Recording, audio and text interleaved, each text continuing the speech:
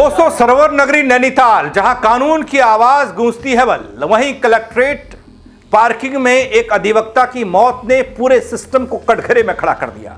एक तरफ कार के अंदर जिंदगी और मौत के बीच जूझते रहे वकील, दूसरी तरफ पत्नी लगाती रही मदद की गुहार। तो क्या यह सिर्फ एक आत्महत्या का मामला है या फिर लापरवाही की एक दर्दनाक कहानी? क्यों मौके पर समय रहते मदद नहीं पहुंची? क्यों इलाज से पहले जांच को प्राथमिकता दी गई? और हां, क्या 3 घंटे की देरी ने किसी की जिंदगी को छीन लिया? आखिर क्या है इस पूरे केस की सच्चाई? मेरे इस रिपोर्ट के जरिए देखिए। नमस्कार, पहला आंख में पंकज रौतेला, आप देख रहे हैं अपना उत्तराखंड न्यूज। दोस्तों, उत्तराखंड के नैनीताल में उस समय हड़कंप मच गया बल, जब कलेक्ट्रेट पार्किंग क्षेत्र में खड़ी एक कार के अंदर वकील पूरन सिंह भाकुनी का शव संदिग्ध अवस्था में मिला। प्रारंभिक जानकारी के अनुसार उन्होंने खुद को गोली मारकर आत्महत्या कर ली। इस घटना से पूरे इलाके में सनसनी फैली। दोस्तों, जो जानकारी आई वो ये कि कार पार्किंग में खड़ी थी। अचानक से गोली चलने की आवाज सुनकर आसपास के मौजूद लोगों का ध्यान उस ओर गया, और जब लोगों ने कार के अंदर झांक कर देखा तो वकील साहब गंभीर हालत में थे। इसके बाद पार्किंग संचालक ने तुरंत और अधिवक्ताओं को, पुलिस को इस बात की जानकारी दी। सूचना मिलने पर पुलिस मौके पर पहुंची और कार का पूरा निरीक्षण किया गया, जांच पड़ताल की गई। कार के अंदर अधिवक्ता का शव मिला। पुलिस को घटनास्थल से मृतक के हाथ में पिस्टल मिली, जबकि कार के आगे डैशबोर्ड से एक कथित सुसाइड नोट भी बरामद हुआ। इसके बाद पुलिस ने शव को कब्जे में लिया, आगे की कार्रवाई शुरू कर दी। अब मैं आपको बताता हूं कि सुसाइड नोट में क्या लिखा था। सुसाइड नोट में मृतक ने अपनी बीमारी और मानसिक तनाव यानी कि डिप्रेशन का जिक्र किया था दोस्तों, और बताया यह गया कि उसमें यह भी लिखा था दोस्तों, अब जिंदगी का बोझ नहीं उठा पा रहे थे। साथ ही नोट में कुमाऊं आयुक्त, डीएम, एसएसपी से उनकी पत्नी का ख्याल रखने की अपील भी की गई। उधर दोस्तों, पुलिस ने शव को पोस्टमार्टम के लिए भेजा और मामले की गहन जांच शुरू होती है। घटनास्थल पर फॉरेंसिक टीम पहुंचती है जो साक्ष्य जुटाने में लग जाती है। पुलिस सभी पहलुओं को ध्यान में रखते हुए जांच कर रही होती है ताकि घटना की सच्चाई सामने आ सके। लेकिन इस बीच एक चौंकाने वाली तस्वीर और आती है। वो तस्वीर यह आती है कि मृतक वकील की पत्नी ने कई गंभीर आरोप पुलिस पर लगा दिए जो जांच पड़ताल कर रही थी। दोस्तों, नैनीताल में हुई इस दर्दनाक घटना के बीच पुलिस की कार्यशैली पर गंभीर सवाल उठ गए। आरोप यह है कि घटना के बाद करीब 3 घंटे तक न तो वकील को अस्पताल पहुंचाया गया और न ही मौके पर डॉक्टर्स की कोई टीम को तुरंत बुलाया गया। मृतक की पत्नी मौके पर मौजूद रही और लगातार अपने पति के इलाज की गुहार लगाती रही, लेकिन पुलिस प्रशासन ने उनकी बातों को नजरअंदाज किया बल।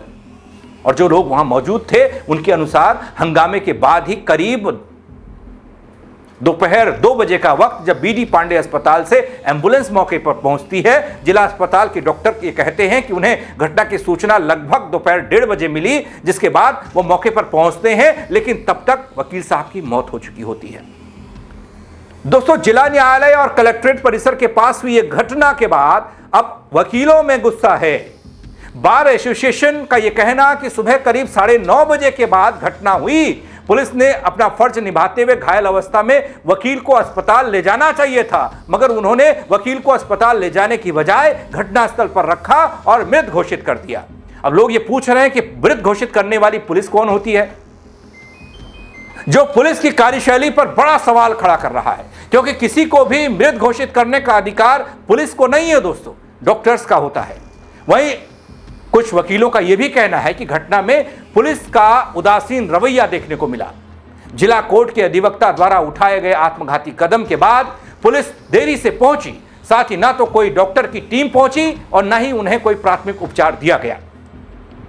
दोस्तों, अस्पताल पहुंचाने की बजाय पुलिस फॉरेंसिक टीम को बुलाकर घटना की जांच पड़ताल में उलझी रही। कहते हैं कि पुलिस जांच कर रही थी, हो सकता है अधिवक्ता जीवित होते। तो दोस्तों, ये एक अलग तरह की खबर। नैनीताल की घटना सिर्फ एक अधिवक्ता की मौत का मामला नहीं रह गया, पीछे छूट गया मौत का मामला, बल्कि कई ऐसे सवाल खड़े हो गए जिसके जवाब अब तक सिस्टम के पास नहीं है, पुलिस के पास नहीं है। क्या वाकई समय पर मदद पहुंचती तो एक जिंदगी बचा ली जाती? पुलिस तत्काल वकील साहब को अस्पताल पहुंचाती तो क्या कोई उम्मीद बचती? लेकिन यह तो जांच में उलझा दिया बल। जांच और प्रक्रिया के बीच कहीं इंसानियत पीछे छूट गई दगड़ी। पत्नी गुहार लगा रही थी, मौके पर मौजूद लोग थे, वो कह रहे थे सिस्टम की देरी, क्या ये सब सिर्फ एक सहयोग था या फिर गंभीर लापरवाही? सबसे बड़ा सवाल एक और करूंगा दोस्तों, क्या अब ऐसी घटनाओं से सबक लिया जाएगा? फिर एक और केस बनकर कोई हमारे सामने आएगा, फाइलों में यह केस वह दब जाएगा, और फिलहाल दोस्तों इस केस में जांच जारी है। सीधा सा केस था, अगर वकील ने सुसाइड किया था, सुसाइड नोट मिला था, तो सीधा सा केस था कि भाई सुसाइड किया है, कोई मर्डर नहीं है। लेकिन मर्डर तो तब हो गया बल जब वकील को सबसे पहले घायल अवस्था में अस्पताल नहीं पहुंचाया गया। घंटों जांच पड़ताल, फॉरेंसिक टीम, ये वो लेना देना, तब तक बीत गए 3 घंटे। अब 3 घंटे में तो अच्छा खासा आदमी अगर हल्की फुल्की गोली भी लगी होगी तो वो भी दम तोड़ देगा। इसको लेकर एक नया शोर है, नया सवाल है कि आखिर ऐसा क्यों हुआ, क्यों किया गया। आपको क्या लगता है इस खबर को लेकर? आप कमेंट के जरिए अपनी राय दे सकते हैं दोस्तों, बता सकते हैं मुझे, और शेयर करिएगा खबर को, और लोग भी देखें, पुलिस के आला अधिकारी देखें, अपनी कार्यशैली को सुधारें। फेसबुक पर देखेंगे तो फॉलो कीजिएगा, यूट्यूब पर देखिएगा तो सब्सक्राइब कीजिएगा उत्तराखंड न्यूज को। मेरे साथ जुड़ने के लिए आप सबका बहुत शुक्रिया। जय उत्तराखंड नगरी।